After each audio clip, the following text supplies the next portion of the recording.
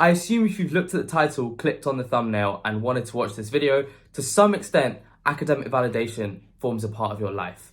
I was similar in year 12 and 13 where I made the biggest mission of my life, getting into the University of Oxford to study medicine. Now, all I want this video to be is a reflection of my journey into trying to get into Oxford, getting rejected, and how I feel about it now. And also, I've got a few points literally just written on this post-it note that I'm going to cover. Now, the first thing I want to talk about is the fact that this rejection from Oxford was my first rejection ever. I'd never been told no for anything else in my life before, and this hit like a truck. It was honestly so difficult to experience saying, you know what, you aren't good enough for this. That is exactly how it felt, and that's how it's going to feel for many of you if you have been rejected for something. It feels like it's a complete personal blow at you. Now, it is extremely hard to get over it, especially if it is your first. But the most important thing for me was that I had a brilliant support network. I had my teachers, I had my friends, especially I had my family. And through that, I was able to really process how I felt about getting rejected and also move on from it much easier. It will be difficult if you live alone or if your first rejection is at some point in uni or later on in life. The earlier you hit the truck, the earlier you experience this pain, the easier it will be because you'll get over it much quicker. One thing that I'd really recommend actually is watching this video. It's by a University of Oxford professor. It breaks down the feelings that you might be kind of experiencing if you've been rejected and also how to get over it, because it's very emotional but also practical at the same time. It merges the two together very nicely. It reminds you that you are not a reject. The piece of paper that says that you have not made it does not define you as a person. It's not a part of your identity. It's none of that. But I definitely recommend watching that because he articulates it really nicely. Okay, now the second thing alongside this whole academic validation is the fear of disappointment and the fear of failure generally. All of us are afraid of disappointing the people that we love, ourselves, but at the end of the day, you aren't actually being a disappointment. If you think about what disappointment is, it's literally just your expectations are here and you haven't met those expectations, hence you are disappointed.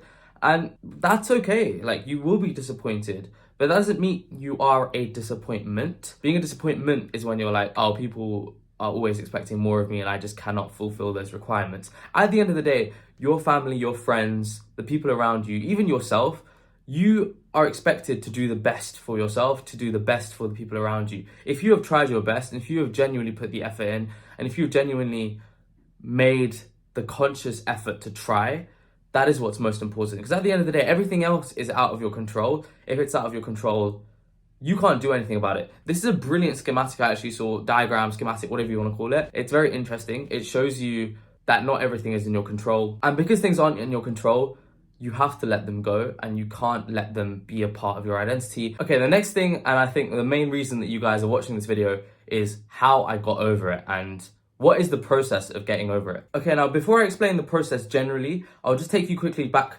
to the time that I got rejected. So 11th of January 2022, got the rejection letter on the Tuesday. On the Wednesday, I had a break day where I was just sort of in bed wallowing. Thursday, I had a mock exam. Friday, I had my King's interview. Next Monday, I had my Birmingham interview. And I just had mocks throughout this whole time. So I was extremely snowed under and very busy with both like A-level mock school stuff and also other medical interviews that were going to get me into medical school like elsewhere in the country. So I didn't have a choice but to sort of get on with it and smash out my interview prep, smash out my mock exam prep, because otherwise I wasn't going to find a place at medical school or at university for September 2022.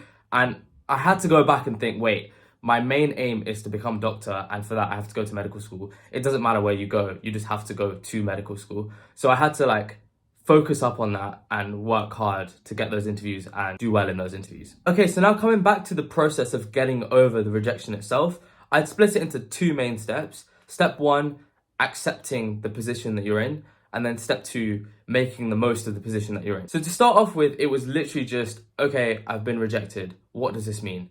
And it was literally just as simple as, okay, well, I can't go to Oxford. I've worked really hard to get into Oxford, and now that is not possible. But then you look back and you go, wait, I've done all of this stuff to try and get into Oxford, but all of that is applicable to get all of my other medical schools, like King's, Birmingham, UCL. I've done the same exam prep, I've done the same mock interview prep, I just have to use this knowledge in my current interviews. So that's what I did. I was like, you know what, I am sad, but the only thing I can do is to work, because otherwise I'm going to be even more sad. So I got on with it. I did my interview prep, I did my mock exam prep, and just worked hard on those interviews and really just focused on the next step of my application. And once those interviews were done, I had to sit and think, okay, wait, now what? So now I'd accepted the situation, I can't get into Oxford. I'd made the most of the situation. I've worked hard for all of my interviews. The hardest bit was after the 27th of January when I'd done my UCL interview, and now I was literally just waiting for decisions. I was just waiting to find out, have I got in? Have I got into uni? Have I got into medical school?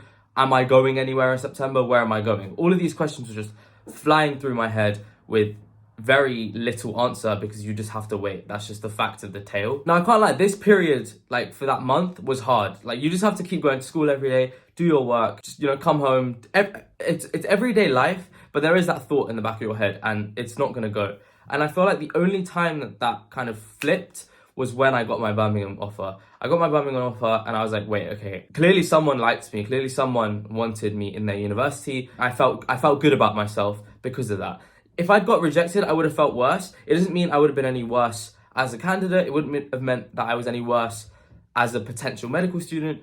I was just lucky that the interviewers saw me as someone who should be in their university and they picked me. It was as simple as that. And from there, I was like, okay, wait, maybe I'll get more offers. Maybe, things will look up. And literally 2 days later, I got my UCL offer and I was like, okay, wait, I've got into UCL as well. This was my second choice. It's a sick university. Let's go. Like I was very happy because all the hard work, I think I'm a very result oriented person. So the fact that my hard work had ended up with some results made me happy. Now, I can't lie, I was very lucky and privileged that I did get into uni that year, and my kind of sadness was more short-lived because within 2 months I'd got some positive news. That doesn't happen with everyone. It takes longer. It might take a year for you to get some positive news that makes you truly feel happy again. And that is part of life, and it is unfortunate, and I feel very privileged that mine was just short-lived. But generally, I would say it's about focusing on the positives, looking at rejection as redirection. And the next thing I want to talk about actually is how I feel now that I'm at UCL, second year, and where this rejection has actually redirected me towards. So here we are, and I stand here as a second year medical student at UCL as the living embodiment of rejection equals redirection. And this is kind of what I'm enjoying at UCL. Let me give you a massive list because I'm actually just gassed. Okay, so once again, I've created a really quick post-it note of all the things that I love about uni at UCL. So first of all, we've got location. Location is sick, centre of London, heart of London. What's not there to love? So many different people, which leads me on to multicultural. Any type of culture, you name it, it's there. You can experience it. The food is great. The people are nice, which leads me on to people. The people are brilliant. Made some amazing lifelong friends. And there's a lot of people of my vibe, which is really important, I think, because you have to relate to people to some extent to make friends with them. And I've definitely found that at UCL. And again, I think that relates back to the work-life balance aspect. Work hard. All of us want to succeed. All of us want to do well. But also there is the aspect of, it's like you're only going to be 20 once in your life. Let's enjoy ourselves. Let's do dumb stuff. It's all part of the culture, and I love that. And finally, distance from home. If I was at Oxford, I'd have to either drive back home, and I can't drive, so that would have been a bit annoying, or a long train. Again, not ideal. Whereas I can just quickly tube it from London, 1 hour tube, and I'm back home. So again, great advantage of going to London. And just generally, I just feel happy. And I feel like that is the most important thing. And that is the biggest thing that I can send home to you guys, which is I got rejected, I was sad, and I made the most of it. And now I'm really happy. And you guys can do the exact same. So I hope with this video, you've kind of got some clarity on why I think Oxford and getting rejected from Oxford was such a defining moment in my life, but also why it shaped me to become the happy version of myself that I am today. And also, I hope that you picked up something that will help you get over rejection and gives you at least some hope that there is some light at the end of the tunnel and it's all going to be okay. So I wish you the best of luck with anything you're doing now or in the future, and see you next time.